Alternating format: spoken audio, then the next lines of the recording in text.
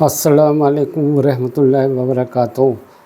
آج فتنوں کے دور کے اندر اگر آپ یہ نماز پڑھ رہے ہیں، روزہ رکھ رہے ہیں، آپ کو لگ رہا ہے کہ آپ بالکل جو ہے اللہ کو راضی کرنے کے لیے سب کچھ سارے کام کر رہے ہیں، لیکن اس کے باوجود آپ ہدایت کی دعا کرتے رہیے اپنے لیے اور اپنے بچوں کے لیے اور تمام مسلمانوں کے لیے۔ ہدایت کی، بنا ہدایت کے کچھ نہیں ہے، کیونکہ آج فتنوں کے دور میں دیکھ رہا ہوں حافظ جو قرآن کے حافظ ہیں وہ فتنوں میں پڑے ہوئے ہیں، وہ برے کام کر رہے ہیں، سٹہ لگا رہے ہیں، جنہیں کیا کر رہے ہیں، جو برے کام کر رہے ہیں، جو اور مدرسوں میں بھی بہت سے کیا نہیں ہو رہا سب جانتے ہیں۔ تو اس لیے ہدایت کی دعا کریے اپنے، کہ ہدایت بہت ضروری ہے۔ آپ جب بھی آپ نماز پڑھیں، روزہ رکھیں، سیدھے راستے کی دعا کریے اور ہدایت کا، اللہم ہدینی فیمن ہدیت، اللہم ہدینی فیمن ہدیت، یا اللہ ہمیں ہدایت دے۔ ہدایت کی دعا کریے۔ آپ کتنے بھی بڑے آپ نمازی ہیں، تہجد پڑھتے ہیں، لیکن اللہ سے آپ ہدایت کی دعا نہیں کریں گے تو گمراہ بڑے لوگوں کو، بڑے عابد اور بڑے عبادت گزار لوگوں کو گمراہ ہوتے ہوئے دیکھا ہے اپنے۔ شیطان تو ہر انسان کے پیچھے لگا ہوا ہے۔ وہ آپ کو ہم تو بنی اسرائیل کے بہت سے عبادت گزار لوگوں کے قصے بھی سنے، جو اپنے شیطان ان کو انسان کی شکل میں آتا تھا اور ان کو ایسا بہکاتا تھا، آخر میں ان کی جو موت ہوئی ہے وہ کفر پہ ہوئی ہے۔ کئی عبادت گزاروں کی موت جو ہے کفر پہ ہوئی ہے۔ لوگوں نے ظاہر میں سمجھا کہ بہت عبادت گزار ہیں، بہت یہ ہیں، لیکن جب شیطان نے ان کو بہکایا اور شیطان کے وسوسے میں آ کر کے وہ کفر، آخر میں موت ان کی کفر میں ہوئی ہے۔ اور آج ہمارے یہاں ہو رہا ہے، عالمہ لڑکیاں عالمہ کفر کے ساتھ بھاگ رہی ہیں، کفر کے ساتھ، کفر میں شامل ہو رہی ہیں اور جسم فروشی کر رہی ہیں، اپنے اویو میں جا رہی ہیں، اپنے اویو ہوٹلوں کے اندر جسم فروشی اور کورس کیا کر رہی ہیں عالمہ کا۔ یہ ڈوب مرنے کی بات ہے، یہ ہمارے لیے سب سے بڑی، یہ فتنہ، یہی تو فتنہ ہے، اور کیا فتنہ ہے۔ آج ہمیں اپنے آپ کو بچانا ہے، ایمان کو، اپنے ایمان کو اور اپنے بچوں کے ایمان کو بچانا ہے۔ جو فتنہ چل رہا ہے، جو بہت زبردست فتنہ چل رہا ہے، کوئی پتہ نہیں ہے کب جو ہے اللہ تعالیٰ کس کو کہاں پر۔ تو پیارے نبی کی حدیث بھی ہے کہ صبح مسلمان ہوگا، شام کو کافر ہوگا، شام کو مسلمان ہوگا، صبح کافر ہوگا۔ اتنے فتنے پھیلیں گے، تو اس لیے اس فتنوں کے دور میں جتنا اپنے ایمان کو بچا سکتے ہو بچا لو۔ ایمان بچ جائے بہت بڑی بات ہے۔ اللہ سے دعا کرو ہدایت کی، اللہ سے دعا کرو، یا اللہ سیدھا راستہ دکھا۔ ہم سوچتے ہیں کہ نہیں، ہم نماز پڑھ لی اور تہجد پڑھ لی اور روزے رکھ لیے تو کامیاب ہوگا۔ نہیں میرے بھائیوں، کامیاب نہیں ہو جب تک اللہ ہدایت نہیں دے گا، جب تک اللہ آپ سیدھے رہتے ہو، کبھی بھی آپ جو ہے پھسل سکتے ہو، کبھی بھی کچھ بھی ہو سکتا ہے، کیونکہ کفر کا دور ہے، اپنے فتنوں کا دور ہے۔ تو اس لیے اپنے اور اپنے بچوں کی ایمان کی فکر کرو، بہت برا دور چل رہا ہے۔ اللہ تعالیٰ ہم سب کے جان کی، مال کی، عزت کی، آپ لوگ کی حفاظت فرمائے، ہمارے ایمان کی حفاظت فرمائے، ایمان کو بچا لے اللہ، ہمارے ایمان کو۔ اس وقت ظالم ہر طرح کے ہتھ کنڈے اپنا رہے ہیں اور ہمارے اندر ہی بیٹھے ہوئے ہیں، منافق ہمارے اندر ہی بیٹھے ہوئے ہیں۔ ان کو تو چھوڑو، دوسرے جو کر رہے ہیں وہ کر رہے ہیں، منافق اب کھل کے آ رہے ہیں سیدھے ایکس کی شکل میں۔ اس لیے جو ہے آپ اپنے آپ کو، ایمان کو بچانے کی کوشش کریے، اللہ سے ہدایت کی دعا کریے، یا اللہ ہمیں ہدایت دے اور قائم رکھے دین پہ قائم رکھنے کی اللہ سے دعا کرو، ورنہ فتنوں کے دور میں اندر بہت کچھ دیکھنے کو ملے گا آپ کو، آپ سوچ نہیں پاؤ گے۔ آپ کو لگے گا کہ ہمارے یہاں سب کچھ صحیح چل رہا ہے، جبکہ صحیح نہیں چل رہا ہوگا۔ آپ کی اولادیں کیا کر رہی ہیں اور کہاں جا رہی ہیں، کہاں پر کس چکر میں پڑ کر کے اپنا ایمان خراب کر رہی ہیں یا کفر میں شامل ہو رہی ہیں، آپ کو سمجھ نہیں پاؤ گے۔ اور بڑی سازشیں چل رہی ہیں، سازشیں سب طرف اوپر سے باہر سے تو چلی رہی ہیں، اندر سے ہمارے اندر بھی سازشیں چل رہی ہیں پیسوں کی خاطر، کیونکہ ظالم جو ہے پیسہ دے کر کے ہمارے ایمان کو خرید رہا ہے۔ ظالم اس وقت جو لگے ہوئے ہیں وہ پیسہ دے کر ہمارے ایمان کو خرید رہے ہیں، ان کے اندر کمیاں خود ہم نکال رہے ہیں۔ ہمارے اندر جو اس وقت منافق بیٹھے ہوئے ہیں وہ خود کمیاں نکال کے بتا رہے ہیں اپنے، کہ ہماری یہ فلانا حضرت محمد صلی اللہ علیہ وسلم کا کریکٹر بتا رہے ہیں، ظالم مردود کمینے۔ تو اس لیے اور ہم اس میں حامیہ ملاتے ہیں پھر بعد میں، کیونکہ ہمیں علم ہوتا نہیں ہے اپنے، کیونکہ ہم نے کبھی قرآن نہیں پڑھا، کبھی حدیث نہیں پڑھی، کبھی سیرت نبوی نہیں پڑھی، کبھی حیات صحابہ نہیں پڑھی۔ تو آج ہم لوگ بس اللہ تعالیٰ ہم لوگوں کا ایمان بچا لے۔ بہت ہی اس وقت نفس نفسی ہے، آپ یہ سمجھ لیے، آپ یہ سوچیں کہ ہم سب کچھ کر رہے ہیں اور آخر میں کہاں پر اللہ تعالیٰ لے جائے شیطان کے بہکا میں آ کر کے ہمارا کیا حشر ہوگا. تو یہ اب اللہ تعالیٰ سے دعا کرا کریے، شیطان کے فتنے سے بچنے کی دعا کریے، اور اپنے ایمان کو بچانے کی فکر کریے.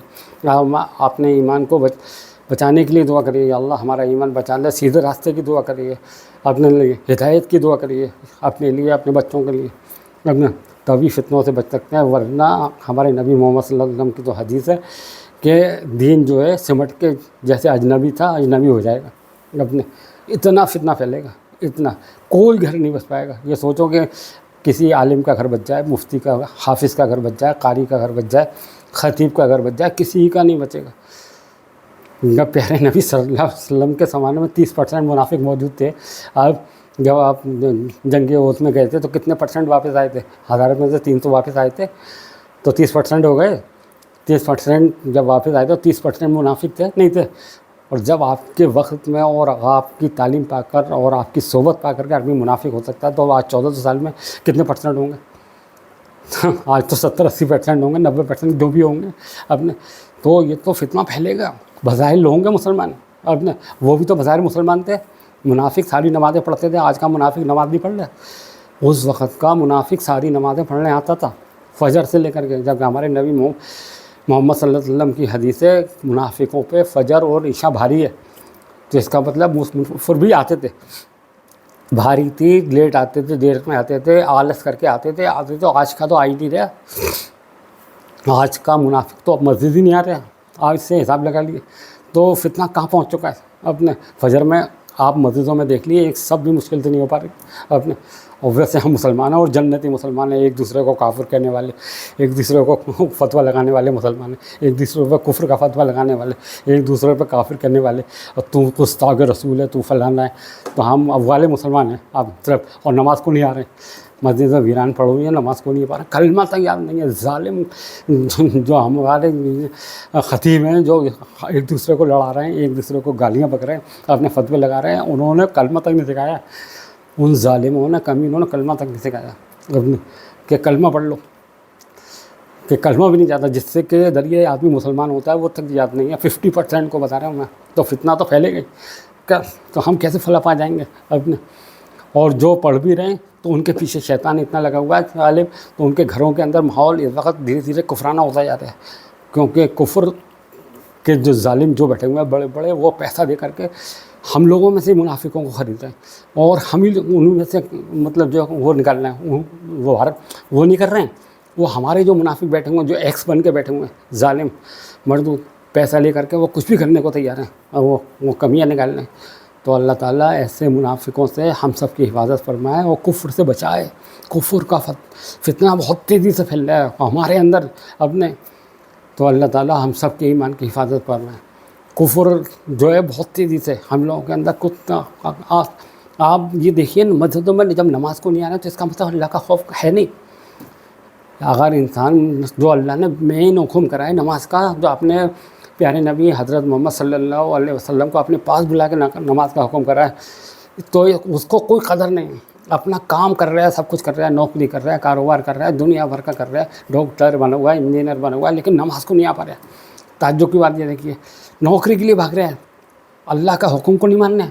نوکری کے لیے بھاگ رہا ہے، کاروبار کے لیے بھاگ رہا ہے، سب کے لیے بھاگ رہا ہے. مجبوری الگ چیز ہے، مجبوری الگ چیز ہے، لیکن آدمی جان بوجھ کے نماز چھوڑ رہا ہے.